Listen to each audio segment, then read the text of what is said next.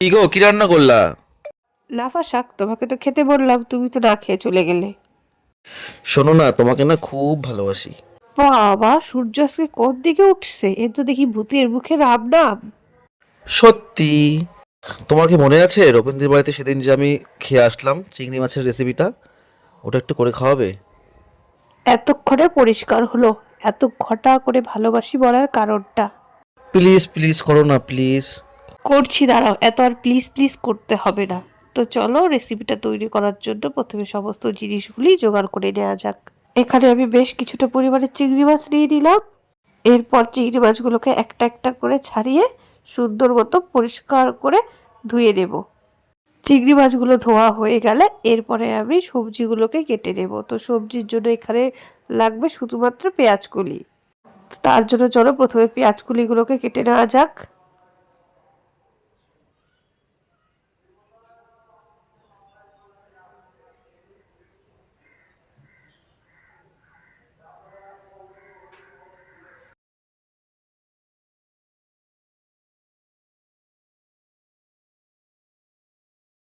পেঁয়াজ কলি তো কাটা হয়ে গেল, তো চলো এখন মশলাটা তৈরি করে নেওয়া যাক।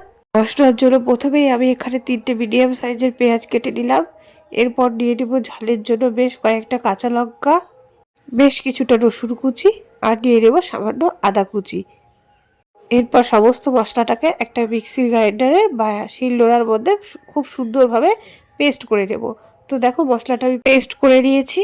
এরপরে চিংড়ি মাছগুলোর গায়ে সামান্য পরিমাণে হলুদ, সামান্য পরিমাণে লবণ দিয়ে বেশ ভালো করে মাছটাকে মেখে রেখে দেব। এরপর একটা কড়াই বসিয়ে তার মধ্যে কিছুটা তেল দিয়ে তেলটা গরম হতে দেব। তেলটা গরম হয়ে এলে এর মধ্যে আগের থেকে নুন হলুদ দিয়ে মেখে রাখা চিংড়ি মাছগুলো দিয়ে দেব। চিংড়ি মাছগুলোকে বেশ লাল লাল করে এপিট ওপিট উল্টে পাল্টে সময় নিয়ে ভেজে নেব। চিংড়ি মাছগুলো যখনই লাল লাল করে ভাজা হয়ে যাবে এরপর একটা পাত্রের মধ্যে তুলে নেব। এরপর ওই তেলের মধ্যেই কেটে রাখা পেঁয়াজ কুলিগুলোকে দিয়ে দেব। এরপর পেঁয়াজ কুলিগুলোর মধ্যে সামান্য পরিমাণ নুন, সামান্য পরিমাণ হলুদ দিয়ে কিছুক্ষণ ভেজে নেব। গ্যাসের ফ্লেমটা অবশ্যই হাই ফ্লেমে করে ভাজবে, তাহলে পরে পেঁয়াজ কুলির থেকে আর এক্সট্রা করে জল বেরোবে না। খুব বেশি ভাজবো না, একটু হালকা মতো ভাজবো। খুব বেশি ভাজার প্রয়োজন নেই, যেহেতু এটাকে আবার কষানো হবে। শুধু যাতে কাঁচা গন্ধ না করে সেজন্য হালকা করে ভেজে নেব। তো এখানে দেখো পেঁয়াজ কুলিগুলো আমার ভাজা হয়ে গেছে। এরপরে পেঁয়াজ কুলিগুলোকে তুলে নেব। এরপর আবারও কিছুটা তেল দিয়ে তেলটা গরম হয়ে এলে ফোড়নের জন্য ব্যবহার করব গোটা জিরে। এরপর এখানে দিয়ে দেব কিছুটা কেটে রাখা পেঁয়াজ কুচি। পেঁয়াজটা বেশ হালকাভাবে ভাজা হয়ে এলে এর মধ্যে সেই বেটে রাখা মশলাটা দিয়ে দেব। তারপর সামান্য পরিমাণে হলুদ, কালারের জন্য লাল লঙ্কার গুঁড়ো আর পরিমাণ মতো লবণ দিয়ে বেশ কিছুক্ষণ মশলাটাকে কষিয়ে নেব। মশলাটা কষে এলে এর মধ্যে ভেজে রাখা পেঁয়াজগুলি আর ভেজে রাখা চিংড়ি মাছগুলোকে দিয়ে দেব। এরপর মশলাটা কষানোর সময় একটা কথা অবশ্যই মনে রাখতে হবে, গ্যাসের ফ্লেমটা যাতে মিডিয়াম থাকে। বেশি হাই ফ্লেমে দিলে মশলাটা পুড়ে যাবে, কিন্তু বেশ ভালোভাবে কষানো হবে না। এরপর পেঁয়াজ কলি আর চিংড়ি মাছটাকে বেশ ভালোভাবে কষিয়ে নেব।